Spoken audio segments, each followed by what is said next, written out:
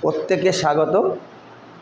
আজকে আমরা present continuous tense বা প্রেজেন্ট প্রগ্রেসিভ টেন্স এই টেন্স নিয়ে খুব সংক্ষেপে, খুব সহজ সরলভাবে তোমাদেরকে একটি ক্লাস উপস্থাপন করব।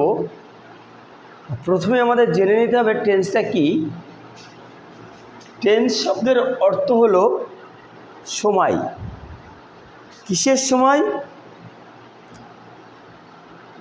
কোনো ক্রিয়াপদ তার ফর্মের পরিবর্তন করে কিভাবে সময়কে নির্দেশ করছে। আগের ক্লাসে বলা হয়েছে। আজ শুধু প্রেজেন্ট কন্টিনিউয়াস টেন্সের বাংলা আমরা ঘটমান বর্তমান কাল বলতে পারি। প্রেজেন্ট কন্টিনিউয়াস টেন্স আমরা কাকে বলবে? প্রেজেন্ট কন্টিনিউয়াস টেন্স কাকে বলে? বর্তমানে কোনো কাজ চলছে, হচ্ছে এবং কোনো কাজ অতীতে শুরু হয়ে এখনও চলছে, এরূপ বোঝালে আমরা সেই সেন্টেন্স বা বাক্যটিকে প্রেজেন্ট কন্টিনিউয়াস টেন্সে করতে পারি। এবং এই সেন্টেন্সের গঠন হচ্ছে, অ্যাসার্টিভ সেন্টেন্সের গঠন হচ্ছে subject plus is are am plus verb plus I N G. এটা আমাদের গঠন subject plus is are am, এই সাবজেক্ট অনুযায়ী বসবে এটা এবং ভার্বের সঙ্গে আইএনজি যুক্ত হবে। তাহলে প্রথম উদাহরণ আমরা লিখেছি, আমি বাজারে যাচ্ছি। এখানে কে বাজারে যাচ্ছে? আমি। তাহলে আমি হলো এখানে সাবজেক্ট। আমি ইংরেজি কি? আয়ের পরে এম বসে, এম। ভার্ব কি? আমি যাচ্ছি। যা ভার্ব কি? গো। তার সঙ্গে কি যুক্ত হবে? আইএনজি। বাজারে, টু মার্কেট।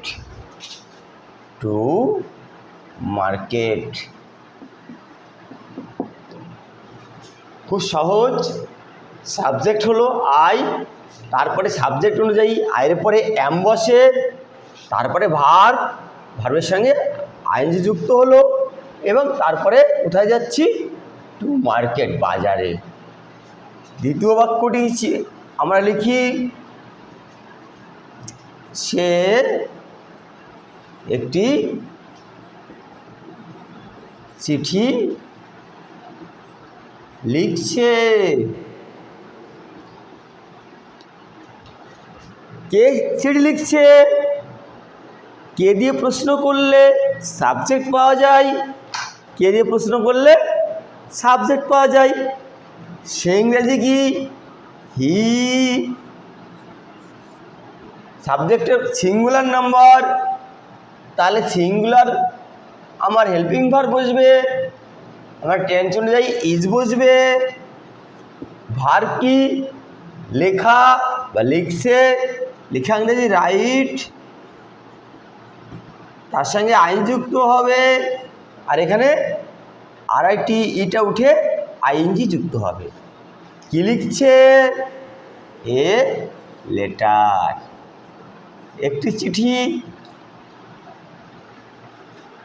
তাহলে বোঝা গেল এখানে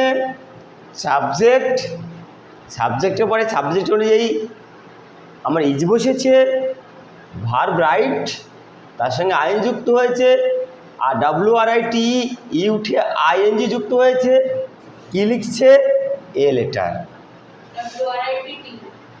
WRITING। আর রিটেন যখন লিখব WRITTEN, মানে WRITTEN। এটা এস করে দিই। যদি বলা হয় সে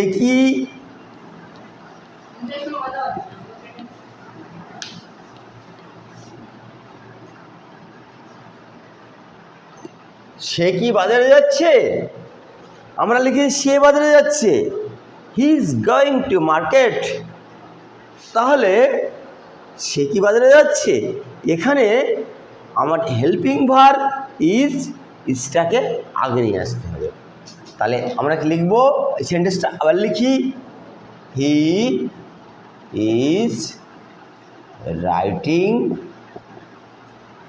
এ লেটার।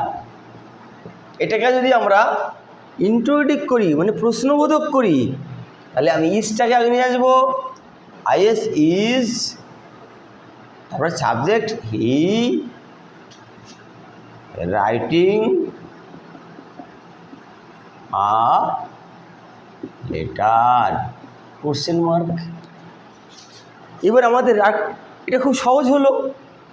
এবার আমরা কতগুলি ভার্ব আছে সাধারণভাবে সে ভার্বের সঙ্গে আইএনজি যুক্ত হয় না, যেমন wish, want, wish want. Wish মানে কোনো কিছু কাউকে উইশ করা, ওয়ান্ট মানে চাওয়া। আর কি আছে ভার্ব, যে ভার্বগুলোর সঙ্গে সাধারণত আইএনজি যুক্ত হয় না, যেমন আমরা লিখতে পারি ফিল।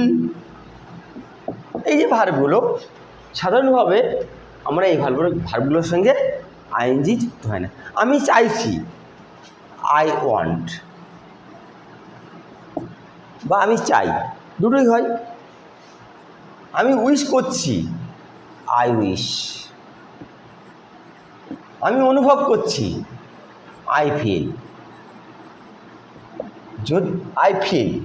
যদিও এই ভার্বের কন্টিনিউয়াস ফর্ম না হলেও এর অর্থ কন্টিনিউয়াসের মধ্যে হতে পারে, আবার ইনডিফিনিটের মধ্যে হতে পারে। এইবার এখানে যদি লিখি I am wanting, I am wishing, I am feeling, এটা সঠিক নয়। কিন্তু বর্তমান মডার্ন ইংলিশে অনেক রাইটার এটাকে কন্টিনিউয়াস ফর্মে করে দিচ্ছে, এটুকু শুধু জানিয়ে রাখলাম। এরপরে আমাদের কন্টিনিউয়াস টেন্সে যে নিয়মগুলো আছে সেই নিয়মগুলো জানার জন্য অ্যাডভান্স ক্লাস করতে হবে।